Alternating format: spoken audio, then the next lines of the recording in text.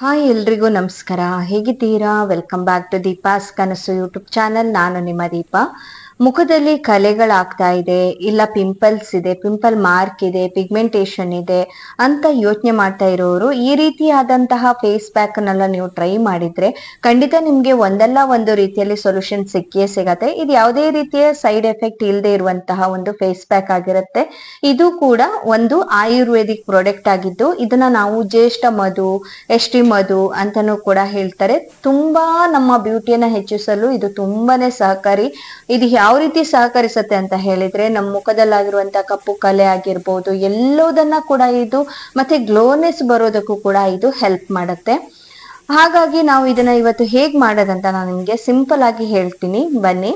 ಕೆಲವರು ಇದನ್ನ ಎಷ್ಟಿಮ್ಮದು ಪೌಡ್ರನ್ನ ತಂದು ಮಾಡ್ತೀರಾ. ಅದರ ಬದಲು ನಾನ್ ಹೇಳೋದೇನಂದ್ರೆ ಆ ಬೇರನ್ನೇ ತಗೊಂಡ್ಬಂದು ಈ ರೀತಿ ಒಂದು ಕಲ್ಲಿನ ಸಹಾಯದಿಂದ ಅದನ್ನ ತೇದ್ಬಿಟ್ಟು ಅದರದ ರಸವನ್ನ ತೆಗಿಬೇಕು. ನೀವು ಇಲ್ಲಿ ತೇದುವಾಗ ಬೇಕಾದ್ರೆ ರೋಸ್ ವಾಟರ್ ಹಾಕೋಬಹುದು. ನಾನಿಲ್ಲಿ ವಾಟರ್ನೇ ಹಾಕೊಂಡು ತೇದ್ಕೊಳ್ತಾ ಇದ್ದೀನಿ. ನೋಡಿ, ತೇದಿ ಆಗಿದೆ. ತೇದಿ ನಮ್ಗೆ ಒಂದ್ ದಿನಕ್ಕೆ ಎಷ್ಟು ಫೇಸ್ ಪ್ಯಾಕ್ ಬೇಕೋ ನಮ್ಮ ಮುಖಕ್ಕೆ ಅಪ್ಲೈ ಮಾಡ್ಕೊಳಕ್ಕೆ ಅಷ್ಟು ಸಾಕು. ಒಂದೇ ಸಲ ನೀವು ಜಾಸ್ತಿಯನ್ನು ಕೂಡ ಹಾಕೋಬಾರ್ದು, ಸ್ವಲ್ಪ ಹಾಕೊಳ್ಳಿ ಸಾಕಾಗತ್ತೆ. ಒಂದು 1/4 ಟೀ ಸ್ಪೂನ್ ಆಗುವಷ್ಟು ಜ್ಯೇಷ್ಠ ಮಧು ನಿಮ್ಗೆ ಲಿಕ್ವಿಡ್ ಇದು ಪೇಸ್ಟ್ ಬಂದ್ರೆ ಸಾಕು. ಅದಕ್ಕಿಂತ ಜಾಸ್ತಿ ಬೇಡ ಒಂದ್ ಫೇಸ್ ಪ್ಯಾಕಿಗೆ.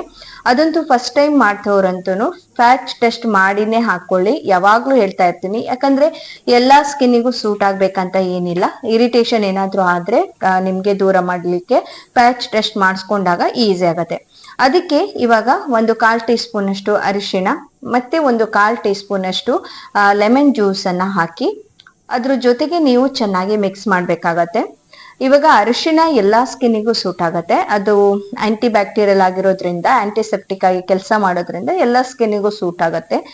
ಇದು ಲೆಮನ್ ಜ್ಯೂಸ್ ಮಾತ್ರ ಸ್ವಲ್ಪ ಕೆಲವರಿಗೆ ಸೆನ್ಸಿಟಿವ್ ಸ್ಕಿನ್ ಇರೋರಿಗೆಲ್ಲ ಸ್ವಲ್ಪ ಉರಿ ಉರಿ ಅಂತ ಆಗ್ಬಹುದು, ಇಲ್ಲ ಇರಿಟೇಷನ್ ಆಗ್ಬಹುದು.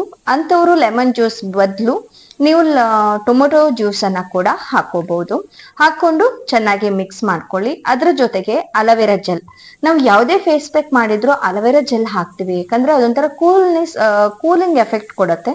ಜೊತೆಗೆ ನಮ್ಮ ಸ್ಕಿನ್ಗೆ ಯಾವುದೇ ರೀತಿಯ ಸೈಡ್ ಎಫೆಕ್ಟ್ ಆಗದೆ ಇರುವ ಹಾಗೆ ನಾವು ಯಾವ ಪ್ರಾಡಕ್ಟ್ ಹಾಕಿರ್ತೀವಲ್ವಾ ಅದರಿಂದ ಯಾವುದೇ ರೀತಿಯ ಸೈಡ್ ಎಫೆಕ್ಟ್ ಆಗದೆ ಇರುವ ಹಾಗೆ ಆಲ್ಮೋಸ್ಟ್ ನಮ್ಮ ಸ್ಕಿನ್ ಅನ್ನ ಸೇಫ್ ಆಗಿಡೋದಕ್ಕೆ ಇದು ಹೆಲ್ಪ್ ಮಾಡುತ್ತೆ. ಹಾಗೆ ಸ್ವಲ್ಪ ಗ್ಲಿಸರಿನ್ ಹಾಕೊಳ್ಳಿ. ಗ್ಲಿಸರಿನ್ ಗೊತ್ತಿದೆಯಲ್ವಾ, ಸ್ಕಿನ್ನಿಗೆ ತುಂಬಾ ಒಳ್ಳೇದು. ಹಾಗೆ ಸ್ವಲ್ಪ ಜಿಗಿನ ತುಪ್ಪ, ಒಂದು 1/4 ಟೀ ಸ್ಪೂನ್ ಅಷ್ಟು ಜಿಗಿನ ತುಪ್ಪ, ಎಲ್ಲದನ್ನ ಈಕ್ವಲ್ ಕ್ವಾಂಟಿಟಿ ಎಲ್ಲ ಹಾಕೊಳ್ತಾ ಹೋಗಿ ಚೆನ್ನಾಗಿ ಒಂದು ಪೇಸ್ಟ್ ಅನ್ನ ತಯಾರಿಸ್ಕೊಳ್ಳಿ. ಅದೊಂಥರ ನೀವು ಇಲ್ಲಿ ಯಾವುದು ಸ್ವಲ್ಪ ಲಿಕ್ವಿಡ್ ಐಟಮ್ ಎಲ್ಲ ಕಡಿಮೆ ಹಾಕಿದ್ರೆ ನಿಮ್ಗೆ ಒಂದ್ ರೀತಿ ಕ್ರೀಮ್ ಬೇಸ್ ಬರುತ್ತೆ. ಲಿಕ್ವಿಡ್ ಸ್ವಲ್ಪ ಜಾಸ್ತಿ ಹಾಕಿದ್ರೆ ಈ ರೀತಿಯಾಗಿ ಬರುತ್ತೆ. ಇದನ್ನ ನಿಮ್ ಮುಖಕ್ಕೆ ಹಚ್ಚಿದಾಗ ನಿಮ್ಗೆ ಯಾವುದೇ ರೀತಿಯ ಫೀಲ್ ಆಗಲ್ಲ, ಪ್ಯಾಕ್ ಹಾಕಿದ ತರ ಫೀಲ್ ಆಗಲ್ಲ.